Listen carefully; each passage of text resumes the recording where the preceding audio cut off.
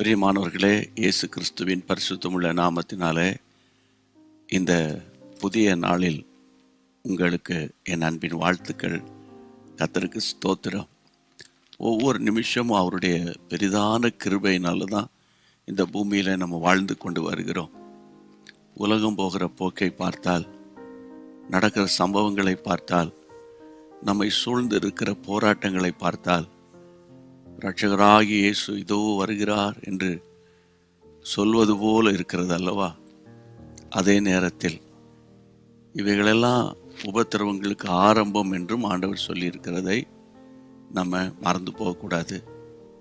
அதே நேரத்தில் ஒவ்வொரு காலையும் அவருடைய கிருபை புதிது.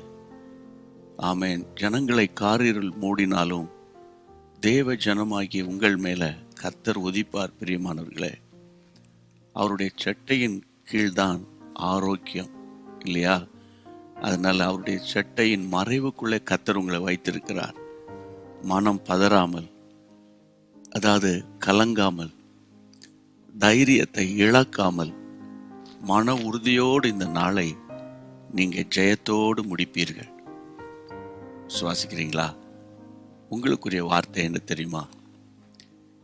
ரோமர் 14ஆம் அதிகாரம் 17ஆம் வசனத்தில் தேவனுடைய ராஜ்யம் புசிப்பும் குடிப்பும் அல்ல, அது நீதியும் சமாதானமும் பரிசுத்த ஆவியினாலே உண்டாகும் சந்தோஷமாக இருக்கிறது.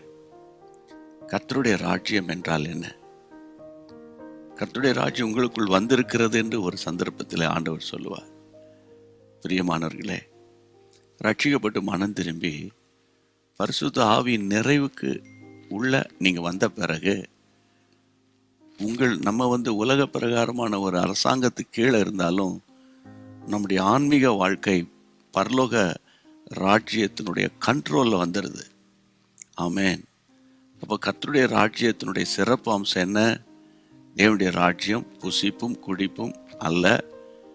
வேதம் சொல்லுகிறது, கர்த்தருடைய பிள்ளைகள், அது நீதியும் சமாதானமும் பரிசுத்த ஆவியினால உண்டாகிற சந்தோஷம்.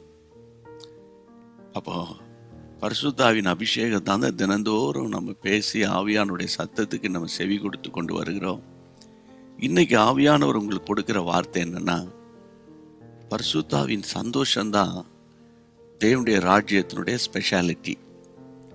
அப்போ நீங்க அந்த பரிசுத்த ஆவியானவருடைய சந்தோஷத்தை அனுபவிக்கணும். ஒன்று உங்களுக்கு புரியும் நம்புறேன். நம்ம சந்தோஷமா இருக்கிறது ஒரே ஒரு நபருக்கு, பொல்லாத பிசாசுக்கு மட்டும்தான் பிடிக்காது. அந்த சந்தோஷத்தை கெடுக்கிறதுக்கு என்னெல்லாம் உண்டு அவன் வகை தேடுவான். அதனால் அதை நம்ம ஏற்கனவே அறிஞ்சிருக்கிறோம். அந்த சந்தோஷத்தை தக்க வைக்கிறதுக்கு தான் அவ்வப்போது அந்நிய பாஷைகளை பேசி வேத வசனங்களை வாசித்து கர்த்தருக்குள்ளே திடமனதாக இருங்கள். உலக மனுஷர்கள் சாப்பிட்டா சந்தோஷமாக இருக்கும். என்ன சாப்பிடலாம், எங்கே போகலாம், என்ன உடுத்தலாம், இதுதான் உலக பிரகாரமாக சிந்திப்பாங்க. அது உங்களுக்கு தெரியாது பாருங்க. ஆனால் உங்களை அழைத்தவருக்கு உங்களை பற்றி தெரியும், உங்களுக்கு உங்களை அழைத்தவரை பற்றி தெரியும். அப்போ அவர் தான் உங்களை கைட் பண்ணி கொண்டு போகிறவர். அப்போ இந்த நாளுக்குரிய சந்தோஷத்தினால என்னை நிரப்புங்கப்பா. அந்த சந்தோஷம் எனக்குள்ளே நிறைவாக இருக்கணும்ப்பா. எனக்குள்ளே இருக்கிற சந்தோஷம் மற்றவங்களுக்குள்ளே போகணும்ப்பா. அது எப்படி சாத்தியப்படும் என்றால், ஆவிக்குள்ளாக நிரம்பி ஜெபம் பண்ணுங்க. சரியா? பரிசுத்த ஆவியானுடைய அதாவது 100% ஆளுகைக்குள்ள வந்துருங்க. அவர் காத்துக்கொள்வார். இன்றைக்குரிய வார்த்தை, இன்றைக்கு உங்களுக்கு தேவையான சந்தோஷத்தை அவரே உங்களுக்கு தருவார். ஜெபம் பண்ணிடுவோமா? எங்கள் பரிசுத்தமுள்ள நல்ல தகப்பனே, இந்த நாளிலும் விசேஷமாய் தகப்பனே, 29ஆம் தேதி மார்ச் மாதம் உம்முடைய ஊழியனாகிய நான் உம்முடைய பிள்ளைகளுக்காக உம்முடைய சன்னிதானத்தில் வேண்டிக் கொள்ளுகிறேன்.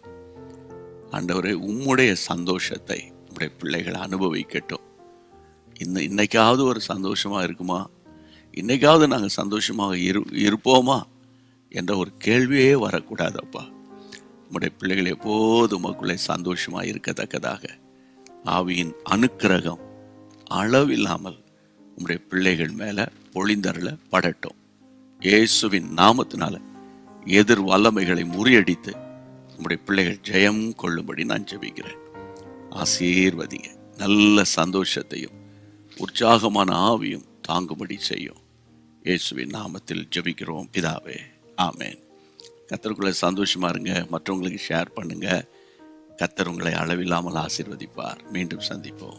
God bless you. அன்பான தேவனுடைய பிள்ளைகளே, இச்செய்தி உங்களுக்கு மிகுந்த ஆசீர்வாதமாக இருந்ததென்று நாங்கள் நம்புகிறோம். தொடர்ந்து எங்கள் செய்திகளை கேட்டு கர்த்தருக்குள் ஆசீர்வதிக்கப்பட ஜீசஸ் மீட்ஸ் மினிஸ்ட்ரீஸ் என்கிற எங்கள் யூடியூப் சேனலை சப்ஸ்கிரைப் செய்யுங்கள்.